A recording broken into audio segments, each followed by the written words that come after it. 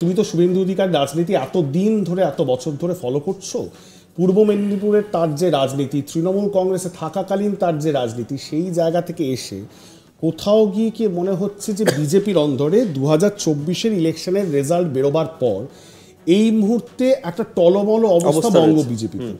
কে যে বঙ্গ বিজেপির অধিনায়ক ক্যাপ্টেন কেউ জানে না। সবাই চেষ্টা করছেন একটা বার্তা দিতে কেন্দ্রীয় বিজেপির কাছে যে আমি আছি, আমি আছি, আমি আছি। সেই জায়গায় পুরো রাষ্ট্র শুভেন্দু অধিকারীর কাছে ছিল নির্বাচন পর্যন্ত।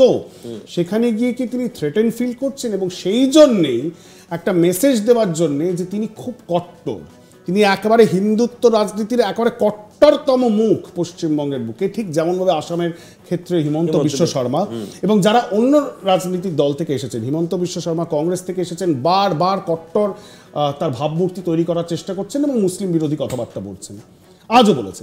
ঠিক তেমনভাবে শুভেন্দু অধিকারীও কি সেই পথেই চলার চেষ্টা করছেন? একই সমীকরণ, ঠিক ঠিক সেভাবেই শুভেন্দু অধিকারী প্রমাণ করতে চাইছেন যে তিনি একটি অন্য দল থেকে এসেছেন, সেই ভাবমূর্তিটাকে একদম বিলীন করে দিয়ে তিনি কট্টর বিজেপি এবং স্বয়ংসেবক সংঘ যে কথাকে সমর্থন করে না, ঠিক সে কথা কিন্তু আজকে শুভেন্দু অধিকারী মঞ্চে বললেন। যদিও তিনি যে অপব্যাখ্যা করেছেন, পরে সাংবাদিক বৈঠক করে যেটা ব্যাখ্যা দিলেন সেটা কিন্তু ধোপে টেকে না। তিনি বলছেন যে অন্যরা অপব্যাখ্যা করেছে, কিন্তু তার বক্তব্য তো খুব স্পষ্ট। আমরা আরেকবার শোনাতে পারি। একদম একদম একদম তার বক্তব্য স্পষ্ট, কিন্তু তিনি যে ব্যাখ্যাটা করেছেন না সাংবাদিক বৈঠকে, সেটাকে অপব্যাখ্যা বলেই সঠিক। কারণ দিল্লি তাকে 15 মিনিট সময় দিয়েছে সাংবাদিক বৈঠক করে মানে একদম ক্লিয়ার করার জন্য কথাটি। তুমি দেখো তিনি যে বক্তব্যটা রাখছেন, তার চেহারার অবয়বের মধ্যে একটা অস্বস্তি এবং একটা মানে আমি কি করে ফেললাম এটা, এরকম একটা অনুশোচনা। এবং ঠিক তার পাশে বসেছে অসীম সরকার, তার চোখ মুখটাও দেখো, অবজার্ভ করে। এটা তো সচরাচর সুজয় হয় না। শুভেন্দু অধিকারী যিনি অমিত শাহর হাত ধরে 2021-এর নির্বাচনের আগে বঙ্গ বিজেপিতে আসলেন এবং তারপর থেকে, এবং অফকোর্স তিনি মমতা বন্দ্যোপাধ্যায়কে হারিয়েছেন, নন্দীগ্রামে তিনি মুখ্যমন্ত্রীকে হারিয়েছেন, হাই প্রোফাইল সিটে তিনি জয়লাভ করেছেন, তার অসাধারণ সেই সময় স্ট্রাইক রেট, এবং সেই জন্যে মানে অ্যাটলিস্ট তার জেলাতে, এবং এবারেও 2টো সিট জিতিয়ে এনেছেন। সেই জায়গায় দাঁড়িয়ে Suvendu Adhikari main star campaigner ছিল 2024-এর পশ্চিমবঙ্গ বিজেপি থেকে। মোদী এসেছেন, অমিত শাহ এসেছেন, কিন্তু পশ্চিমবঙ্গ বিজেপি নেতৃত্বের মধ্যে Suvendu Adhikari main star campaigner ছিল। উত্তর থেকে দক্ষিণ তিনি চষে বেরিয়েছেন এবং তার চুজ করা ক্যান্ডিডেটদেরকেই কিন্তু টিকিট দেওয়া হয়েছে। এই সব কিছু শেষে এই যে শুভেন্দু অধিকারীকে আমরা এতদিন ধরে দেখেছি বিজেপির মধ্যে, তার কথাকে কিন্তু কেউ খণ্ডন করেন না। তো আজকে স্বয়ং রাজ্য সভাপতি অন রেকর্ড তার কথা খণ্ডন করলেন। ইনফ্যাক্ট আরও অনেক নেতা রয়েছেন, শ্রমিক ভট্টাচার্যর মতো নেতা রয়েছেন, রাজ্যসভার সাংসদ, তিনিও শুভেন্দু অধিকারীর এই যে বক্তব্য সেটাকে কিন্তু সমর্থন করেনি, অন রেকর্ড বলছেন। কি বলেছেন একবার শোনা। সংখ্যালঘু কর্মী খুন হয়েছিল শুধুমাত্র বিজেপি করার অপরাধে। বিজেপি করার অপরাধে বামুনপুকুরে সংখ্যালঘু মহিলার পরিবার গ্যাং রেপ হয়েছে। বিজেপি করার অপরাধে সংখ্যালঘু একটি পরিবারের 13 বছরের একটি মেয়েকে ধর্ষণ করে, খুন করে, গলায় ফাঁস দিয়ে ঝুলিয়ে রেখে তাকে আবার তারাই হসপিটালে নিয়ে গিয়ে মৃত বলে ঘোষণা করে, সেখান থেকে বসিরহাট হসপিটালে নিয়ে গিয়ে একজন ডার্মাটোলজিস্ট, চর্মরোগ বিশেষজ্ঞের উপস্থিতিতে সেখানে অটোপসি করে আজকে তাকে আত্মহত্যা বলা হয়েছিল। আমরা কোর্টে গিয়েছিলাম, কোর্ট রায় দিয়েছে, কবর থেকে তুলে তার আবার দ্বিতীয়বারের জন্য অটোপসি করতে হবে, তার রিপোর্ট এখনো পাওয়া যায়নি। বিজেপি করার অপরাধে হাজার হাজার মুসলমান কর্মীর ঘরকে ভেঙে ধূলিসাৎ করে দিয়েছে। বিজেপি করার অপরাধে দক্ষিণ বসিরহাট বিধানসভা কেন্দ্রের বেশ কয়েকটি জায়গায় সম্পূর্ণ বাড়ি তছনছ, মোটরসাইকেল ভেঙে চুরমার করা হয়েছে।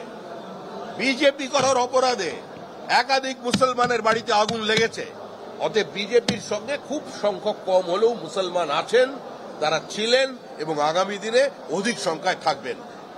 পথনন্দা মুসলমান, যারা বঞ্চিত, যারা অবহেলিত, যারা তাদের নিজেদের সমাজের মধ্যে উব্রাক্ত, যাদের চোখের জলের কেউ হিসাব রাখেনি, তাদের কথা বলেছেন নরেন্দ্র মোদী। তার সঙ্গে বিজেপি থাকবে, তাদের সমর্থন বিজেপি এই বাংলায় পাবে। এই বাংলার যে পরিবর্তন হবে, সেই পরিবর্তনে হিন্দুদের সঙ্গে সঙ্গে ওই সব হারানো মুসলমানরা, নিজেদের সমস্ত স্বপ্ন ধ্বংস করে দেওয়া যে মুসলমানরা, তারাও এক পংক্তিতে দাঁড়িয়ে ভোট দেবেন। এটাই বিজেপির অবস্থান। অফিসিয়ালি বিজেপি তার অবস্থান একেবারে স্পষ্ট করে দিল, এর মধ্যে কোনো রকম কোনো কনফিউশন থাকার কথা নয়। রাজ্যসভার সাংসদ শ্রমিক ভট্টাচার্য তিনি বলছেন, রাজ্য সভাপতি সুকান্ত মজুমদার স্পষ্ট করে দিলেন। সেই জায়গায় দাঁড়িয়ে দুজন নেতৃত্ব তারা অফিসিয়ালি এসে এইভাবে বিরোধী দলনেতাকে খণ্ডন করছেন, লাস্ট কবে দেখা গেছে? না সত্যি তাই, এই ছবি সম্প্রতিকালে দেখা যায়নি। মানে এইভাবে শুভেন্দু অধিকারীকে বিরোধিতা এবং ব্যাক টু ব্যাক আমরা দেখলাম। আর আরেকটা ব্যাপার, শুভেন্দু অধিকারী একটি যুক্তি আজকে দিয়েছে যেটা আমরা জানতে পাচ্ছি, যে তিনি অনেক পরে বুঝতে পেরেছেন যে তিনি ফাউল করেছেন। তিনি কেন্দ্রীয় নেতৃত্বকে এই যুক্তি দিয়েছেন। একেবারে আমাদের কাছে সূত্রের খবর যেটা পাওয়া গেছে, যখন কেন্দ্রীয় নেতৃত্ব তাকে এটা প্রশ্ন করেছে যে আপনি কেন এই ধরনের মন্তব্য করেছেন, তিনি বলেছেন যে 2021-এর বিধানসভা নির্বাচনে এ রাজ্য থেকে নাকি 91% সংখ্যালঘু ভোট মমতা বন্দ্যোপাধ্যায়কে দিয়েছে, মানে তৃণমূল কংগ্রেসকে ভোট দিয়েছে, এবং 2024-এর লোকসভা নির্বাচনে 95% মানে 95 মানে 95% সংখ্যালঘু সম্প্রদায়ের মানুষ তারা কিন্তু তৃণমূল কংগ্রেসকে ভোট দিয়েছে।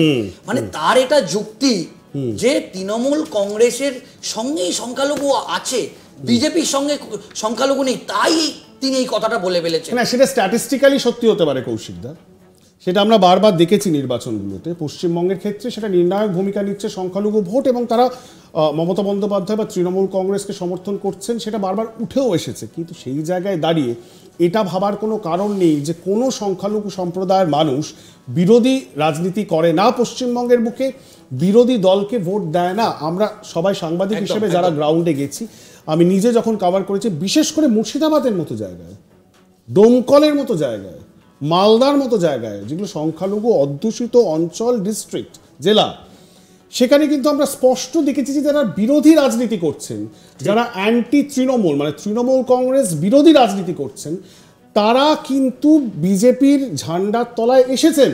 এবং তারা স্পষ্ট সেই কথাটা, মুসলিম সম্প্রদায়ের মানুষ গ্রাম আফটার গ্রাম আমি দেখেছি, তারা এসে স্পষ্ট বলছেন যে তারা বিজেপি করছে, সমর্থন করে, তাদের কোনো সমর্থন, তাদের কোনো অসুবিধা নেই। আমি এমনও মুসলিম সম্প্রদায়ের মানুষের সাথে কথা বলেছি, তারা বলছেন যে নরেন্দ্র মোদী প্রধানমন্ত্রী হিসাবে খুব ভালো কাজ করছেন, এটার মধ্যে অস্বাভাবিকতা তো কিছু থাকার কথা নয়। 3 তালাক বন্ধ হয়ে গেছে। নরেন্দ্র মোদী রাজ্যসভা লোকসভাতে বিল এনে মুসলিম সংখ্যালঘুদের স্বার্থের জন্য যে কাজ করেছেন, কিন্তু একটা কথা খুব স্পষ্টভাবে বলতে হয়, শুভেন্দু অধিকারী আজকে যে মন্তব্য করলেন, তিনি তো মুসলিম সংখ্যালঘুদেরও বিরোধী দলনেতা, কিন্তু শুধু হিন্দুদের বিরোধী দলনেতা নন। এই রাজ্যে যত মুসলিম সংখ্যালঘু ভাই বোনেরা রয়েছেন বা সাধারণ মানুষ, তাদেরও তো বিরোধী দলনেতা শুভেন্দু অধিকারী। যারা তৃণমূলকে সমর্থন করেন না, যারা বাম কংগ্রেসকে সমর্থন করেন না, তারা কোথায় যাবে? তারা